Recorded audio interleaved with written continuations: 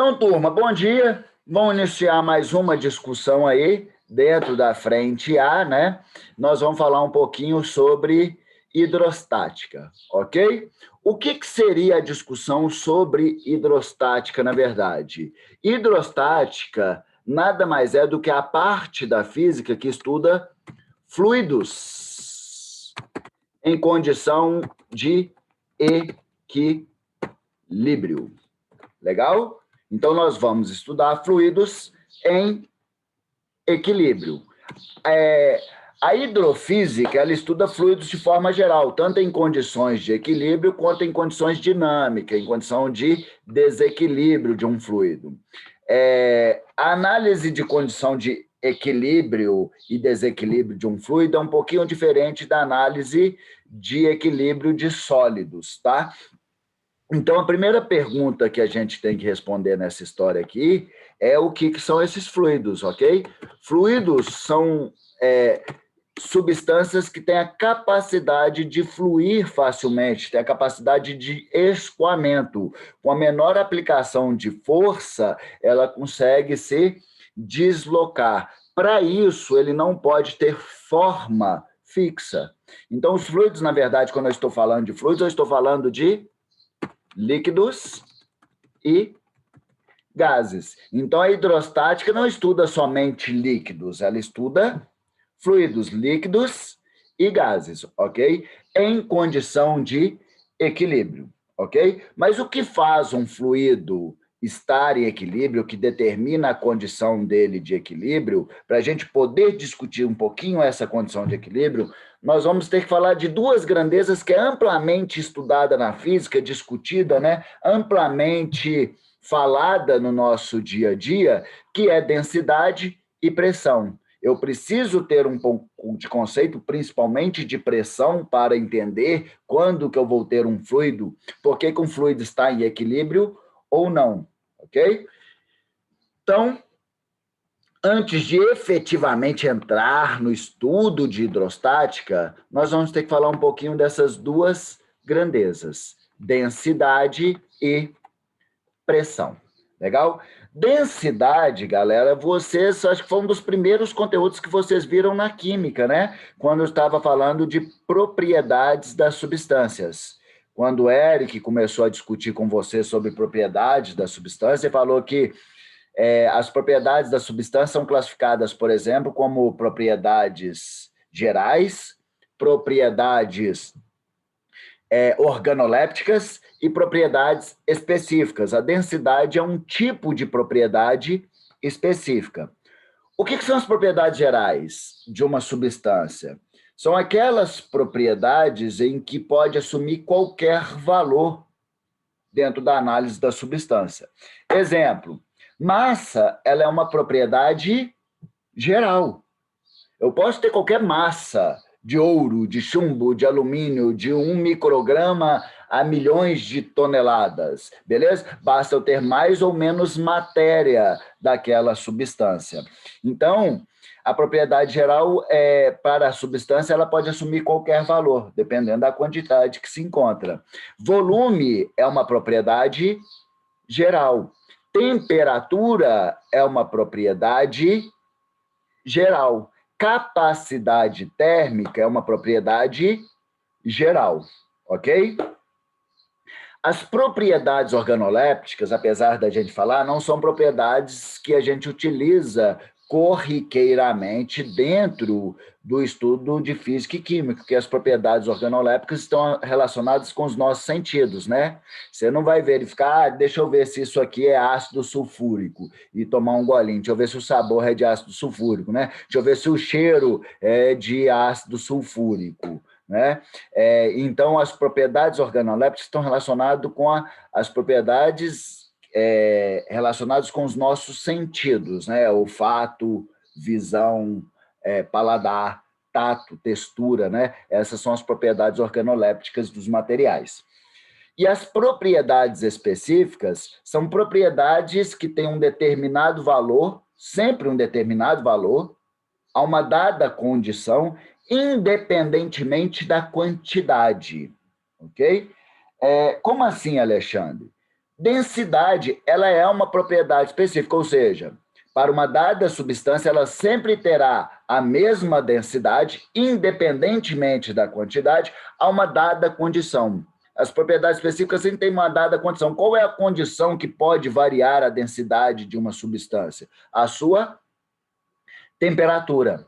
Tanto é que a gente fala a densidade de uma determinada substância à temperatura ambiente. A densidade do gás a 1 atm, 25 graus Celsius. A densidade, no caso de gases, além da temperatura, ele depende também da pressão, porque o gás, como não tem ligações intermoleculares entre as moléculas, ele tende a ocupar todo o volume, né? E se eu variar a pressão, ele acaba variando também o seu volume e, consequentemente, a sua densidade, ok? Outros exemplos que vocês viram de propriedades específicas na química.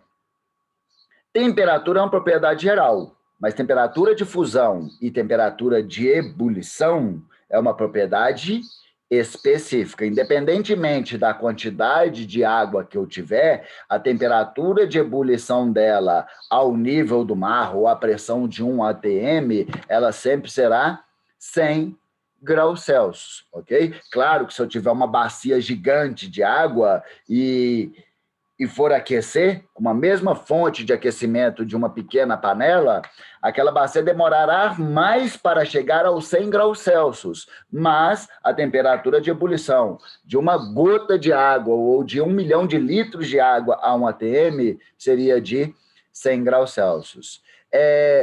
Coeficiente de solubilidade, o quanto é solúvel a um determinado solvente, também é uma propriedade específica. Calor específico também é uma propriedade específica. Então, as propriedades específicas são aquelas propriedades que, independentemente da quantidade, para aquela substância sempre terá o mesmo valor a uma dada condição. Então, quando a gente está falando de densidade, o que seria a densidade na verdade? Acho que nem precisa entrar tanto na discussão, mas vocês já viram, né? A densidade, ela nada mais é do que uma relação de massa sobre volume, quando a gente fala de densidade volumétrica, que é a mais comum e é o que a gente vai trabalhar aqui. Nós vimos lá em ondas, em cordas, a discussão sobre densidade linear, que é a relação de massa sobre comprimento. Nós temos a densidade superficial, que é a relação de massa sobre área. No caso aqui, muitas vezes, quando a gente fala simplesmente de densidade, eles estão querendo discutir sobre a densidade volumétrica, tá bom? E o que seria a densidade volumétrica? Uma relação de massa sobre volume, que quando eu pego uma certa quantidade de substância, né? Quer dizer, há uma certa condição, uma certa temperatura no estado sólido ou líquido. Se eu pegar pouca ou grande quantidade, eu vou ter, nas maiores quantidades, maior número de moléculas, consequente, maior ocupação de volume, de espaço. Ela terá uma maior massa, porque tem mais moléculas, mais matéria ocupando aquele volume, mas a densidade continuará sempre sendo a mesma. Se a densidade, que é uma grandeza escalar, então só precisa de módulo e unidade de medida, é uma relação de massa sobre volume, a unidade de medida do Sistema Internacional de medida para a densidade é quilograma por metro cúbico. Beleza? Ok? Mas toda vez que você vê uma relação de massa sobre volume, ele vai estar falando da relação de densidade, ok? No livro de vocês, até mostrou uma tabelinha, falou que a densidade é essa propriedade específica que relaciona a massa sobre o volume a uma dada condição. Para sólidos e líquidos, a condição de análise de densidade é a temperatura, e para gases, além da temperatura, a pressão, ok? Porque os gases, além dele variar o seu volume em função da temperatura, nós vimos em comportamento de gases que o volume dele varia em relação à pressão, eles são compressíveis, legal? E aí deu uma tabela para vocês mostrando que diferentes substâncias na natureza vão ter diferentes densidades. Legal? Densidade do chumbo, 11,3 gramas por centímetro cúbico, do alumínio 2,7 gramas por centímetro cúbico, do osso 1,7 a 2 gramas por centímetro cúbico. Por que tem essa variação? Quem vai ter maior densidade óssea? Um adolescente ou uma idosa? Adolescente. Um adolescente. Por quê?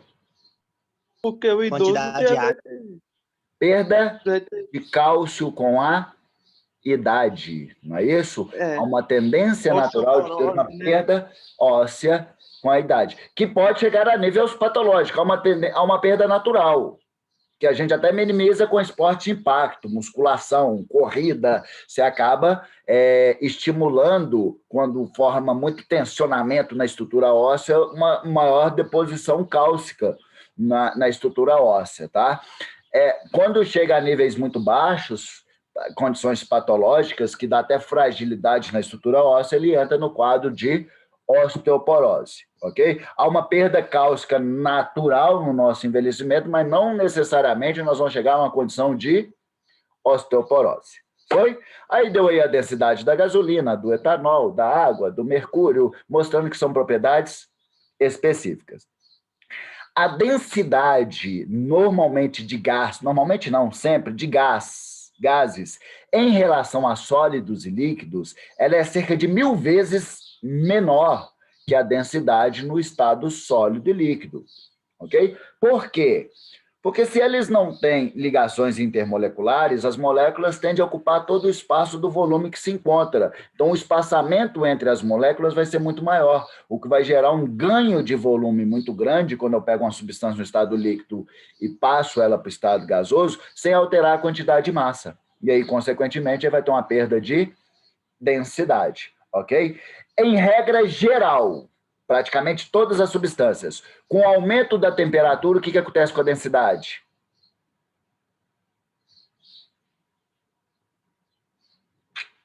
Aumenta ou diminui? Com o aumento da temperatura, a densidade diminui. Legal? Em regra geral, ok? Com o aumento da temperatura, a densidade diminui. Por quê? Aumenta o grau de agitação das moléculas, aumenta o espaçamento intermolecular, aquela amostra, aquela quantidade de massa que permanece ainda sendo a mesma, né? Vai ocupar um volume maior. Ocupando um volume maior, ela terá uma menor densidade. Legal? Exceto comportamentos anômalos, né? Que é, por exemplo, entre 4 e 0 graus da água, o comportamento anômalo que a gente já discutiu. Em relação a estados físicos, quanto maior o grau de organização molecular, maior é a densidade que aquela substância tende a ter, ok? Salve as exceções. Ou seja, em padrão normal de comportamento, se eu pegar a mesma substância e comparar no estado sólido, líquido e gasoso, em regra geral, no estado sólido, ele vai ser mais denso do que o estado líquido, que será mais denso do que o estado gasoso, ok? Salve comportamentos anômalos, como exemplo, a água, né? Que quando passa do estado líquido para o estado sólido, em vez de ocupar um menor volume, ela acaba ocupando um maior volume, por isso que as garrafas de cerveja estouram na nossa geladeira, quando a gente esquece no congelador, as garrafas de água ficam mais estufadas, né? Ela vai ocupar um maior volume, gerando uma menor densidade. Legal? E objetos menos densos em relação a líquidos, sólidos, eles tendem a o quê? A flutuarem, e mais para frente a gente vai discutir isso quando a gente vai analisando as forças de empuxo. Em relação a gases, quanto maior a temperatura, menos denso tende a ser esse gás. E em relação à pressão, quanto maior a pressão, menor é o volume que esse gás tende a ocupar.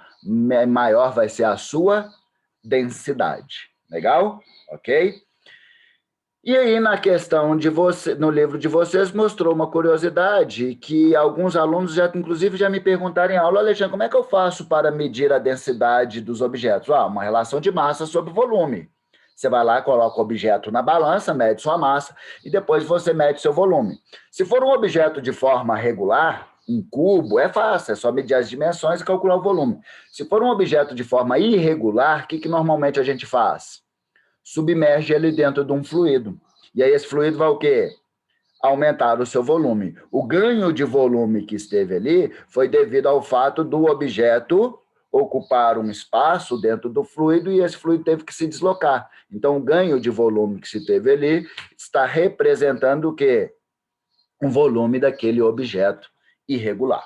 Legal? Então, em relação à densidade, é basicamente isso. A gente não tem muito o que discutir aqui. Inclusive, vocês já viram bastante sobre densidade em estudo da química e várias situações que a gente acaba falando dentro da ciência da natureza aí. Tá? É uma grandeza muito presente nas discussões do nosso dia a dia. E a outra é a pressão. Mas antes de falar da pressão, tem uma questãozinha 2 aí, no livro de vocês, que mostra uma discussão basicamente sobre densidade. Vamos ver ela. Ela fala assim: um estudante construiu um densímetro esquematizado na figura, utilizando um canudinho e massa de modelar. O instrumento foi calibrado com 2 marcas de flutuação, utilizando água, marca A. O que aconteceu? Ele colocou o objeto na água, ele vai flutuar na água. E quando ele flutua na água, ele para exatamente na marca A em relação à superfície do líquido. Superfície do líquido, no caso, água. Quando ele pega esse objeto e coloca no etanol, esse objeto vem para a marca B. Ok? O que acontece? Objetos, quando estão em líquidos, quanto mais denso for o líquido, se ele tem capacidade de flutuar em líquidos diferentes de densidade, quanto mais denso for o líquido que ele estiver flutuando, menos submerso ele irá ficar, ok? E aí, a substância água, o líquido fica, esse densímetro, né? Ele para na posição A, e a água é mais densa do que o etanol, que vai parar na posição B. Aí o livro vira e fala assim: em seguida, o densímetro foi usado para avaliar 5 amostras: vinagre, leite integral, gasolina sem álcool anidro, soro fisiológico e álcool comercial, que a amostra apresentará uma marca de flutuação entre os limites A e B. Quando essa questão caiu no Enem, eu vi muita gente falando: pelo amor de Deus, Alexandre, eu não fazia a mínima ideia como resolver essa questão, porque eu não fazia a mínima ideia qual é a densidade do vinagre, da gasolina, do leite integral, do soro fisiológico, do álcool comercial. Eu também não faço a mínima ideia. Mas se a gente parar para pensar, se quanto mais alto ficar no recipiente em equilíbrio, um ponto de equilíbrio, menor é a densidade.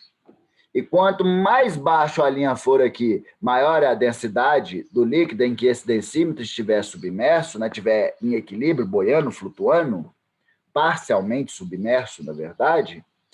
Se eu quero que fique numa região, ele pare numa região entre A e B, tem que ser uma densidade menor do que da água, para ficar acima da marca A, e maior que do etanol, para ficar o quê? Abaixo da marca B.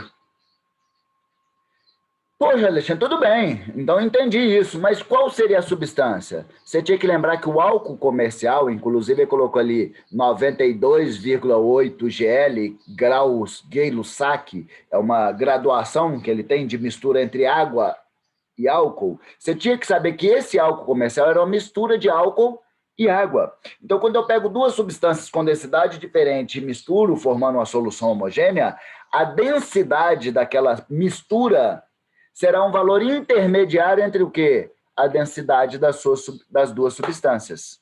Legal? Então, com isso, o que eu posso concluir? Que, obrigatoriamente, o álcool comercial tem que ter uma densidade menor do que da água, porque eu pus álcool ali naquela água, né? Aquele álcool comercial tem água e álcool, e aí, consequentemente, vai ter que ter uma densidade maior do que do álcool, do etanol puro, porque ele tem água, o que gera um ganho de densidade, e ele vai ter que ter uma densidade menor do que da água, porque o álcool diminui, dentro da mistura álcool e água, diminui a densidade em relação à água. Legal? Então, a resposta seria álcool comercial. Eu não precisava saber a densidade exata de cada uma dessas substâncias para responder essa questão. Legal? Ficou claro? Então, em relação à densidade, cai questões no vestibular? Sim, caem questões no vestibular. Inclusive, essa questão do Enem nem é tão antiga. Legal. Beleza, então, falamos de densidade. Agora a gente tem que discutir um pouco sobre pressão. E apesar de pressão a gente estar trabalhando dentro do estudo de hidrostática, não é uma grandeza específica a fluidos, é uma grandeza relacionada à substância, independentemente do seu estado físico, ok? Vocês têm que tomar um cuidado muito grande, porque muito aluno, eu já vi muitas vezes, associar pressão simplesmente à força, como se grandes forças aplicadas gerasse uma grande pressão. Isso não é verdade, ok? Porque o que é a pressão, na verdade? A pressão é uma grandeza escalar na física que foi determinada a partir da relação entre quem? Força sobre área. Como está representado aqui embaixo. É uma relação de força sobre área, ok? Mas não é qualquer força que realiza pressão sobre uma superfície. Inclusive, eu já falei com vocês. Quais forças pressionam uma superfície?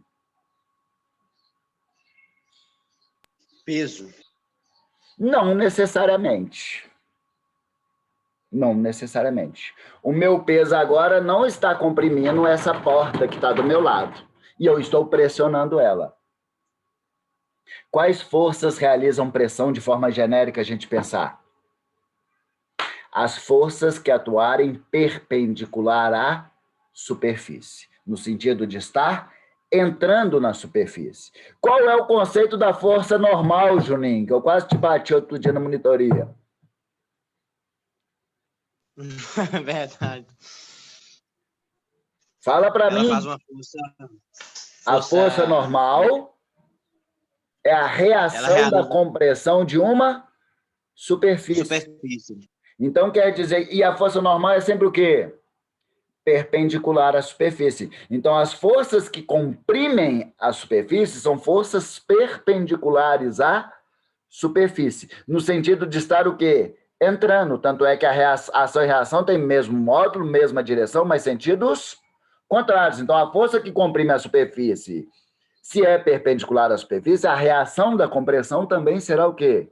Perpendicular à superfície. Se a reação da compressão, que é anormal, está no sentido de estar saindo da superfície, as forças que comprimem a superfície vão estar no sentido de entrar na superfície. Legal? Ok? Então, pressão não é determinado único e exclusivamente por força. Legal? Então, inclusive, se eu perguntar para vocês, você tem duas opções. Tem um cara passando de bicicleta na rua e um cara passando de carro. Um dos dois vai passar com a roda no seu pé. Qual você escolhe? Você fala, não escolhe nenhum, você está doido do carro? Não, você vai ter que escolher. Tem dois veículos passando na rua, um vai passar no seu pé. Vai ser um carro ou uma bicicleta. Muita gente já falou comigo que prefere uma bicicleta passar no pé. Ah, mas por quê? Mas porque o carro é muito pesado, beleza. Mas o que vai arrebentar o seu pé é a compressão que ele vai fazer na estrutura óssea do seu pé, na estrutura de carne, né? na estrutura total do seu pé. E não simplesmente a força.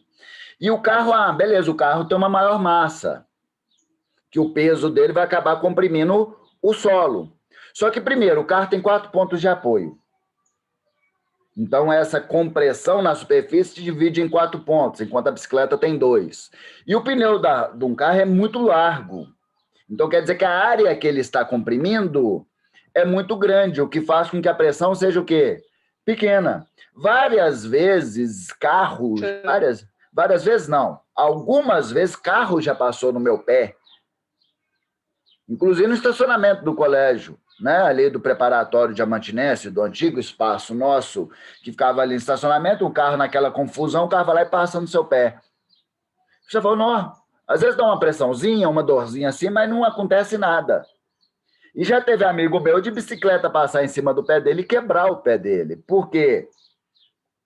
O peso da bicicleta com o ciclista é pequeno, mas a área de contato da roda com o solo é muito pequena em relação a um carro. E aí, consequentemente, a pressão exercida ela vai ser o quê?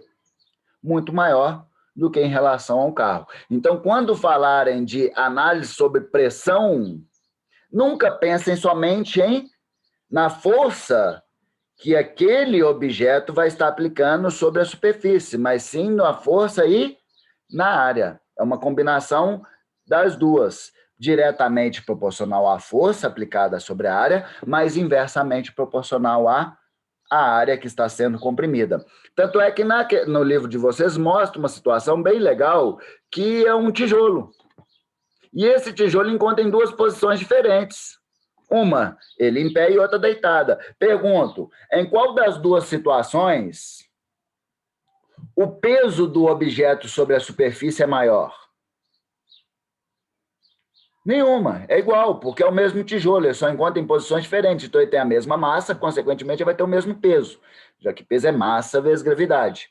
Agora, esse tijolo, nas duas posições que ele se encontra, ele vai estar comprimindo a superfície da mesa da mesma forma? Não. Qual vai estar comprimindo a superfície com maior intensidade? O tijolo amarelo. Por quê? Esse tijolo amarelo, ele vai estar aplicando o mesmo peso, né, em relação ao tijolo azul sobre a área, sobre a superfície da mesa, mas a superfície de apoio do tijolo amarelo é menor do que o tijolo azul. Ok? Legal? Outra situação que já caiu até no Enem, falava de um trator, que era um trator para lavoura e que ele estava gerando uma grande compactação do solo de plantio, e isso atrapalhava a germinação daquelas plantas que eram plantadas ali, né, naquele ambiente. Então ele falou assim, para resolver esse problema, era necessário diminuir a compactação que os pneus do trator geravam sobre o solo. O que deveria ser feito? Trabalhar com pneus mais estreitos ou com pneus mais largos? Trabalhar com pneus mais largos. Mesmo eu trabalhando com pneu mais largo, aí, mesmo eu trabalhando com o mesmo trator, o fato de eu usar pneu mais largo, a pressão que ele vai exercer sobre o solo vai ser menor devido a ter um ganho de área. Legal? Exemplo muito clássico é ver show no Campo do Tijuco. Tem gente que vai de tênis legal lá, esquece que o show no Campo do Tijuca é num campo de futebol que é terra. E aí vai um monte de mulher, que eu já vi isso algumas vezes, porque eu não fui pouquíssimas vezes em show no Campo do Tijuco, mesmo porque a maioria do show que rola lá é ruim pra caralho. Mas beleza. Mas toda vez que vai, você encontra uma, duas, três mulheres indo de salto alto, agulha, né? Eu estou chique, eu sou elegante. E aí ela fica plantando feijão naquele Campo do Tijuco. Porque, como a área de apoio do salto é muito pequeno, a pressão que ela exerce é muito grande no solo. E aí ela acaba rompendo o solo e adentrando aquele solo, agarrando ali o calçado. Ok? A gente viu muito em Pica-Pau, aquelas cenas de Pica-Pau dos episódios que ele anda na neve. O que eles fazem, aquele pessoal que está andando na neve? Os esquimós lá do Pica-Pau. Eles colocavam uma estrutura no pé, tipo uma raquete de tênis. Qual era a função daquilo? Diminuir o peso dele? Obviamente que não. Diminuir a pressão que ele estava exercendo no solo? Sim. Como? Aumentando a área de contato sobre a superfície, consequentemente, ele estava aplicando uma força sobre uma área maior e aí gerava uma menor pressão sobre aquela área. Legal? Então, em questões de análise de pressão, nunca esqueçam, nunca esqueçam que a pressão tem que ser pensada não somente na força, mas sim uma combinação de força e área. Foi? Nosso link vai cair agora. No finalzinho da aula agora, esses últimos minutos, nós vamos falar um pouquinho de pressão atmosférica, tá? Então, deixa eu encerrar o link e a gente retorna em minuto.